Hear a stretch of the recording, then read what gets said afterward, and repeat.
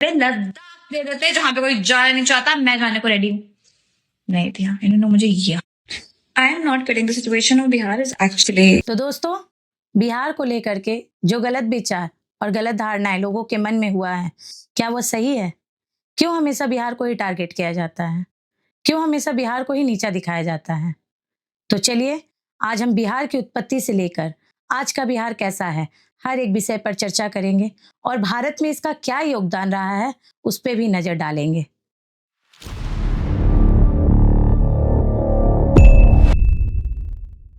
तो बिहार, जो कि भारत के उत्तर पूर्व में बसा है और इसे इतिहास में 600 ईस्वी पुराना माना जाता है और इसका प्राचीन नाम मगध था।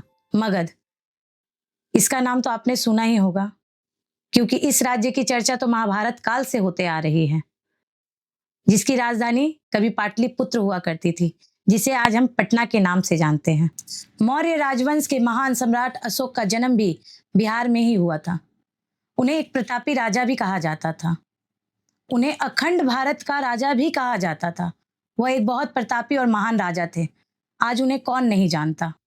विश्व का सबसे बड़ा विश्वविद्यालय नालंदा विश्वविद्यालय बिहार में ही स्थित है।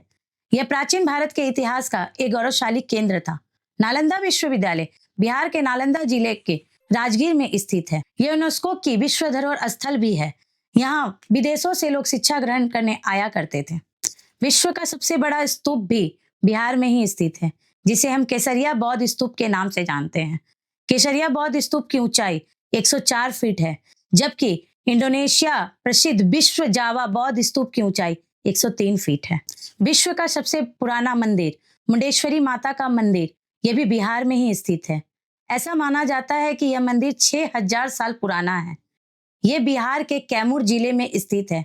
लोग कहते हैं यहाँ पे माता ने चंड और मुंड का संहार किया था। जिसने दुनिया को शून्य का मतलब समझाया, उस आर्यभट्ट का जन्म भी बिहार में ही हुआ है। उनके योगदान को आज भी वैज्ञानिकों द्वारा मान्यता दी जाती है। उन्होंने भी नालंदा विश्वविद्यालय में ही शिक्षा प्राप्त की थी। सिखों के 10वें गुरु गुरु गोविंद जी का जन्म भी बिहार के पटना जिले में हुआ था।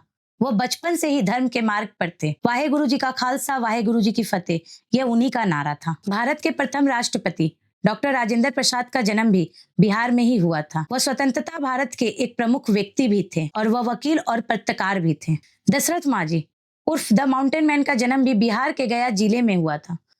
वह एक बेहद गरीब मजदूर थे। केवल एक हथौड़ी और छेनी द्वारा उन्होंने 360 फीट लंबी, 30 फीट चौड़ी और 25 फीट ऊंची पहाड़ को काटकर एक सड़क बना डाली। जिस उम्र में बच्चे खिलौने से खेलते हैं, उस उम्र में बिहार के एक महज 12 साल के बच्चे ने IIT एग्जाम क्लियर कर इतिहास रच दिया। और यह भारत का दूसरा सबसे बड़ा राज्य भी है जहां से IAS और IPS अधिकारी प्राप्त होते हैं। दुनिया का सबसे बड़ा फ्री वाईफाई जोन भी बिहार में ही है, जिसका कवरेज एरिया लगभग 20 किलोमीटर है। तो दोस्तों, मैं आशा करती हूँ कि मैंने आपको बिहार से अच्छी तरह से अवगत करा दिया है। और यह वीडियो बनाने का सिर्फ और सिर्फ एक ही मकसद है कि जिन लोगों के मन में बिहार को लेकर गलत धारणाएं हैं, वो बिहार को जाने और दूसरे राज्य की तरह बिहार और बिहारियों को प्रेम और स्नेह दे। अगर आपको मेरा वीडियो अच्छा लगा तो इसे लाइक जरूर कीजिएगा और सब्सक्राइब कर लीजिएगा, ताकि मैं इस तरह की वीडियो आगे भी ला सकूं। और आप कमेंट करके जरूर बताइएगा कि आगे किस टॉपिक पे मुझे वीडियो लेकर आना है। तब तक के लिए जय माता दी दोस्तों।